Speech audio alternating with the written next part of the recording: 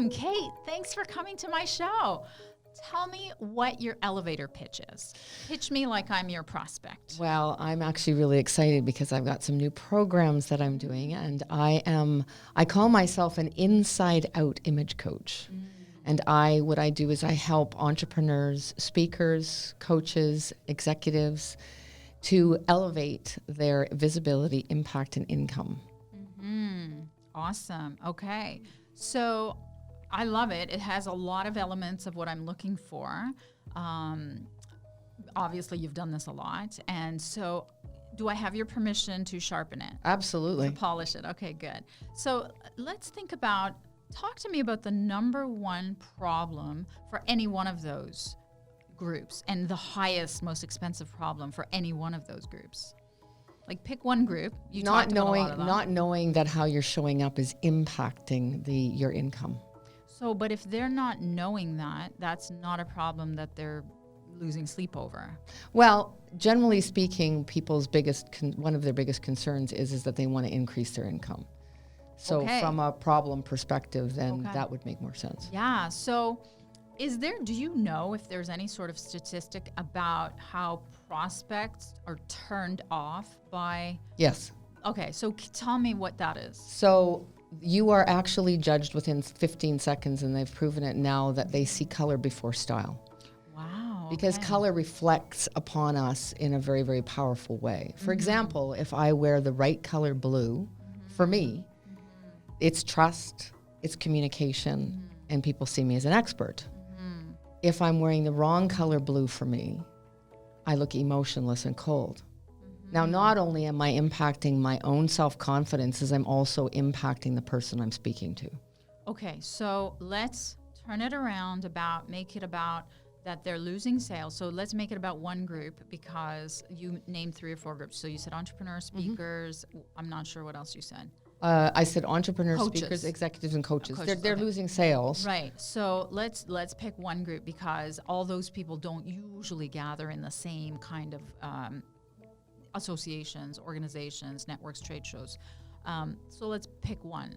Okay, so one that's kind of an interesting thing if we talk about it from a corporate perspective. Yeah. So for someone that is really working at bringing people together and they're selling and updating their systems, and by not being in harmony, by being out of that state of harmony, what happens is that people can't hear, and it's much more difficult to communicate and collaborate.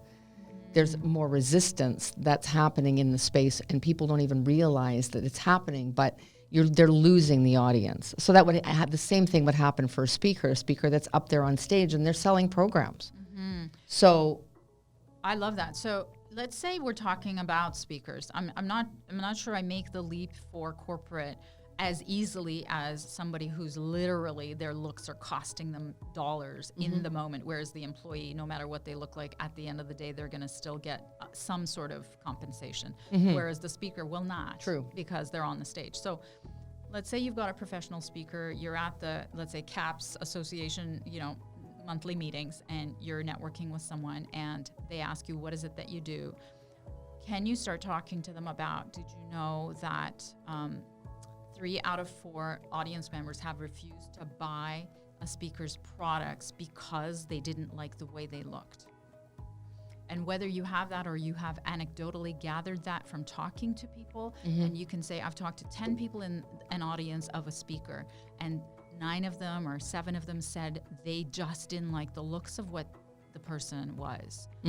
They like the program, they like the price, but it's the looks of the person. Something around that you could offer them to scare the bejesus out of them, because pain sells. 70% True. of human beings purchase on pain. So all of the elevator pitch is to hook them, because if you're not talking about the pain, they're not even hearing you. No, you're absolutely right. You start talking about yourself, they glaze over. So start with their pain. If you're talking to a speaker who's trying to make money from the stage, and you say, did you know that 3 out of 4? So from an anecdotal, and I actually just used this in the other room, from an anecdotal point of view, have you ever been in an audience where you've been listening to a speaker that's trying to sell a program and you can't even hear them? Because that's actually what happens. So people get restless. their eyes wander, they become much more distracted, they're not connecting with the speaker.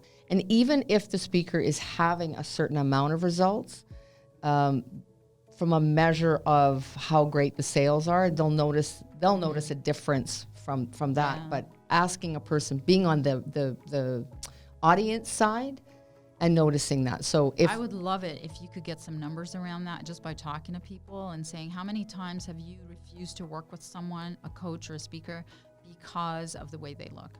And then make that your elevator pitch. And off you go. All right. And then that's what you fix. That's fabulous. Thank you so much for being here. Thank you, Chala.